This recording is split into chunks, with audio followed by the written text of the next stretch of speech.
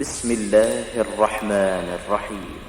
إنا أرسلنا نوحا إلى قومه أن أنذر قومك من قبل أن يأتيهم عذاب أليم. قال يا قوم إني لكم نذير مبين أن اعبدوا الله واتقوه وأطيعون يغفر لكم من ذنوبكم ويؤخركم إلى أجل مسمى إن أجل الله إذا جاء لا يؤخر لو كنتم تعلمون. قال رب إني دعوت قومي ليلا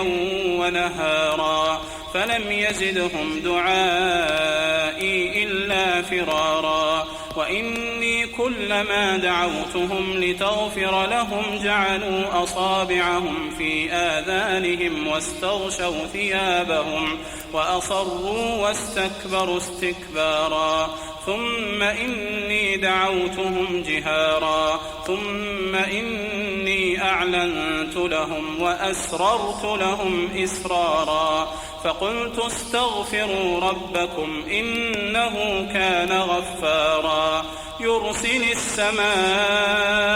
عليكم مدرارا ويمددكم بأموال وبنين ويجعل لكم جنات ويجعل لكم أنهارا ما لكم لا ترجون لله وقارا وقد خلقكم أطوارا ألم تروا كيف خلق الله 7 سماوات طباقا وجعل القمر فيهن نورا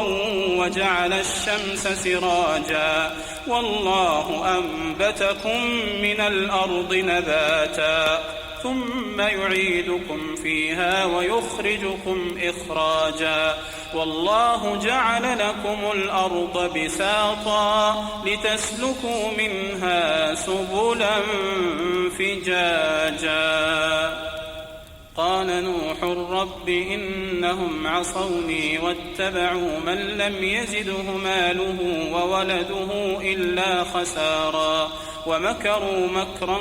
كبارا وقالوا لا تذرن آلهتكم ولا تذرن ودا ولا سواعا ولا يغوث ويعوق ونسرا وقد أضلوا كثيرا ولا تزد الظالمين إلا ضلالا مما خطيئاتهم أغرقوا فأدخلوا نارا فلم يجدوا لهم من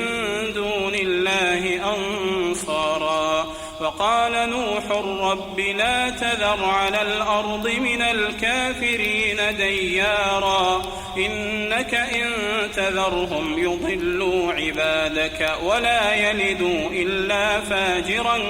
كفارا رب اغفر لي ولوالدي ولمن دخل بيتي مؤمنا وللمؤمنين والمؤمنات ولا تزد الظالمين إلا تبارا.